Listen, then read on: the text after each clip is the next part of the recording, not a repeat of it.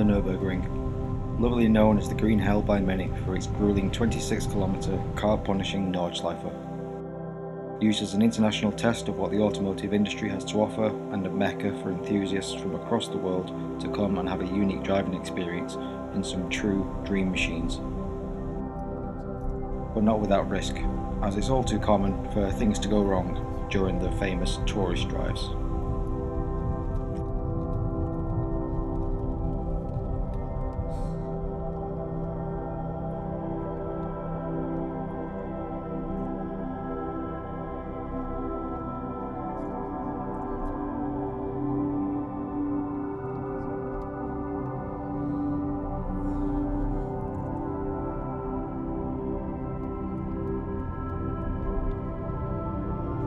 So what's the best car to take to this prestigious place?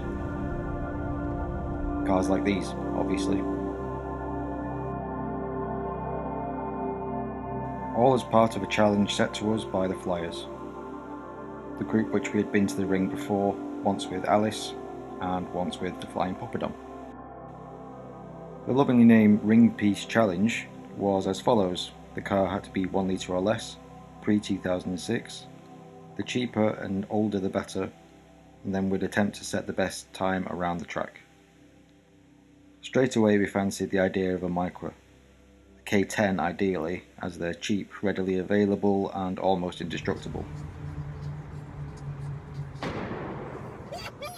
We'd been hunting around for what felt like a whole year and quickly realised that the OG Micras were fetching a pretty penny these days, well outside of our budget. So after looking at some alternatives, we couldn't escape that the much smaller K11 was the only option we'd feel comfortable doing such a challenge with. With about 3 months until the trip, we found this little nugget on eBay and decided that our max top end bid would be of £400 and won it at £331. It had an MOT for around 9 months, giving us enough time to get our use out of it without having to worry about the inevitable failure and either costly repairs or having to get another car. We set off to pick it up and it lived up to all expectations. The boot was buckled, the windows didn't roll properly, it was missing the fuel filler cap somehow and had a lot of rust. It was dropped off back on the driveway and sat there for several weeks until we figured out what we were doing. Tom had a bag of goodies that he collected over the years of random mods that weren't going to be going on any car that he actually liked, like bonnet pins so flimsy you could mould the metal with one hand, an oil cooler that didn't look like it would hold any fluid, but there was some good stuff in there too, like an Omex 2-step rev limiter, K&N Typhoon air intake and an OMP steering wheel. The important repairs were our priority to get fixed. First, the engine was chirping away, which we suspected to be slacking the timing chain, which became very apparent after fitting the launch control.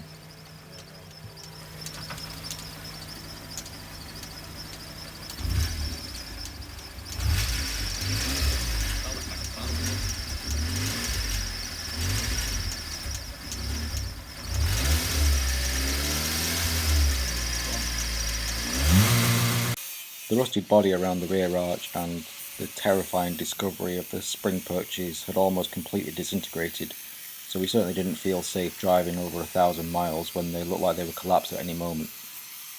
So after some hunting around online, we picked up a complete rear axle and ordered a new set of bushings, which turned out to be completely wrong despite sharing the same part numbers, which caused us to have to grind down the mounting peg of the panhard bar in order to squeeze the new bushings on. The driver's side window didn't roll down properly, which would have been a huge pain on the road trip. So we tried to araldite the plastic mounting plates back onto the glass, clean out and re-grease all the runners, which worked to a certain degree though still needed delicate handling. Then for the fun mods. The expansion tank was so old that just tapping it would punch holes right through it, so we ripped that out and used a JD bottle instead.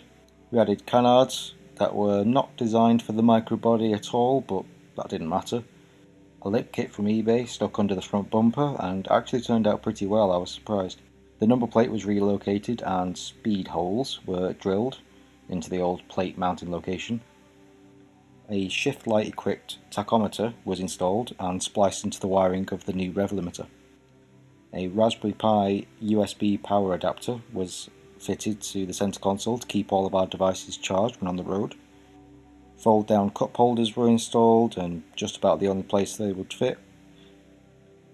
Team Heco wind deflectors were the final last minute mould installed, which I think made a rather large difference in the way the car looked. Then finally the black 15-inch wheels set the car off nicely.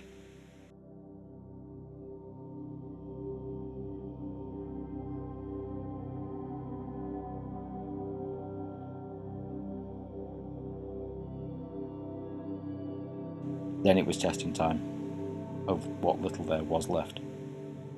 We were worried at first as the car stalled when the brakes were pressed, but we figured that out to be a safety feature as the brakes needed severe bleeding to become operational, and with them working again the car stopped stalling.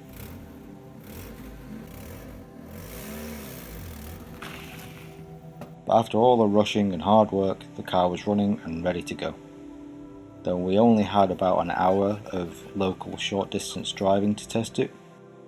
The next morning, after some stops for supplies, we set off for Dover.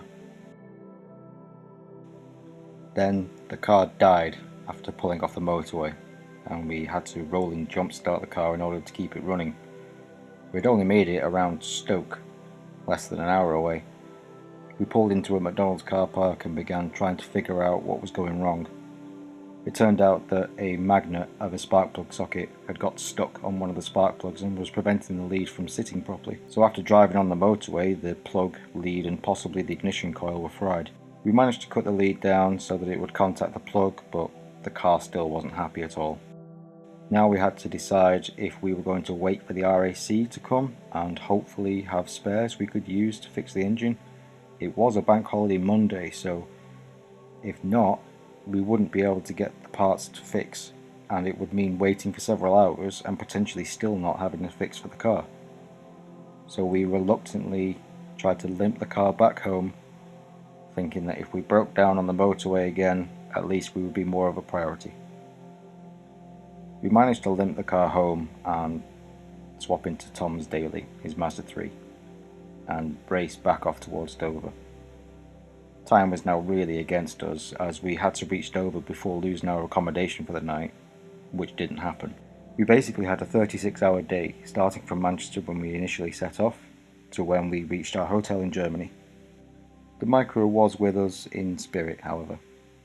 And that pretty much ends the Micra's Europe story and its part in the challenge.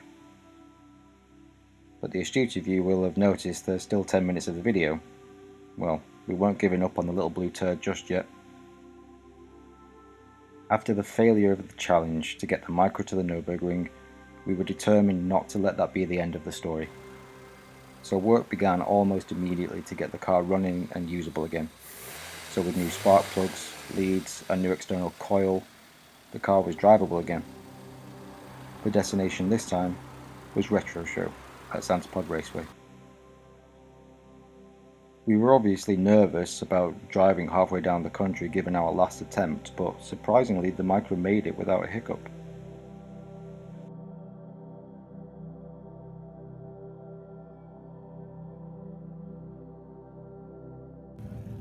Our flyers' friends were finally introduced to the mighty Micra on our show stand. Within 5 minutes of arrival, the pens came out and the car was tagged up on every panel, which suited the car pretty well. It showed the car off for what it was, a car not to be taken seriously and something that was just for the fun of it. And people loved it. It was a huge success at the show. Everyone had nicely polished builds of power and skill and love, but we had a rather unique little adventure wagon whose purpose was just to make you smile.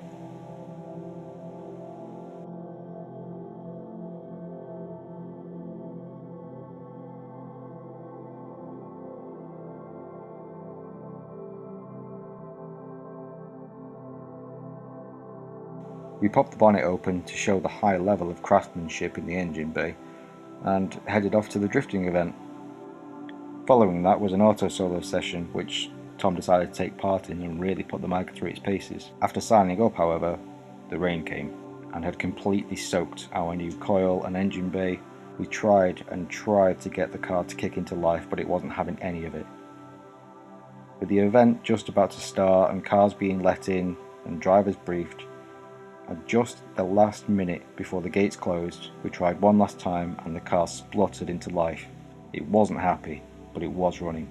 Tom quickly hopped in, drove around to the track, trying to get the engine to run smoothly on the way. And while it wasn't blisteringly fast, it was a brilliant sight and some great fun.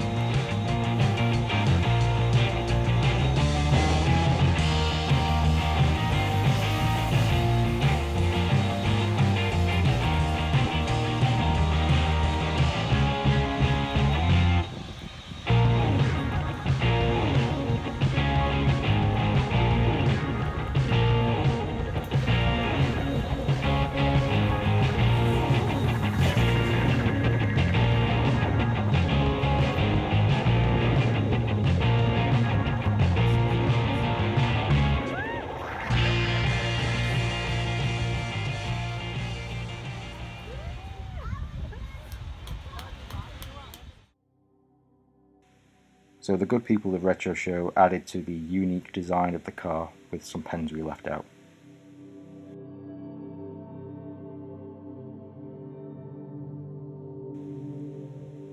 After that successful trip, we had to decide what we were going to do with the car now.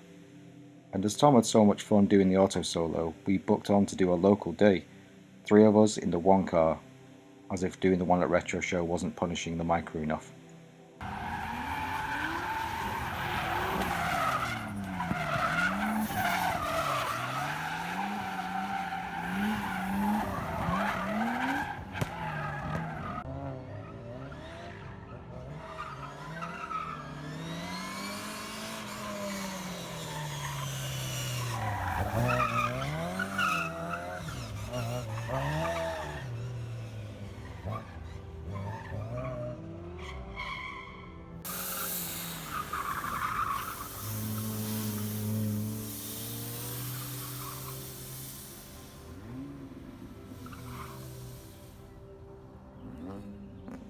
There isn't too much to say, except the car did surprisingly well. Apart from spitting out all the contents of its exhaust all over the car park and making it sound like a garden strimmer, it didn't have any problems. We were all getting good times and having lots of fun chucking this little nugget around the course.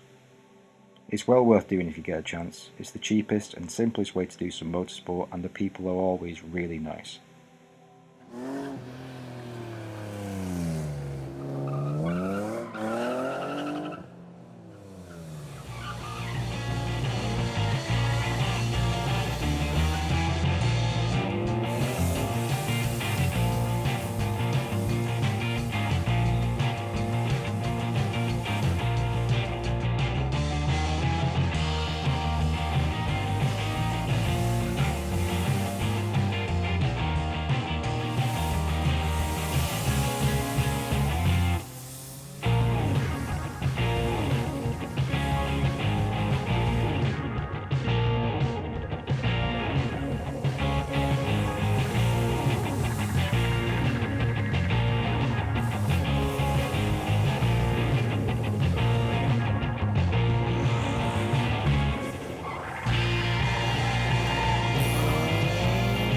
So once that was over with, there was an idea to keep the car and continue using it as an auto solo weapon, but keeping it wasn't practical.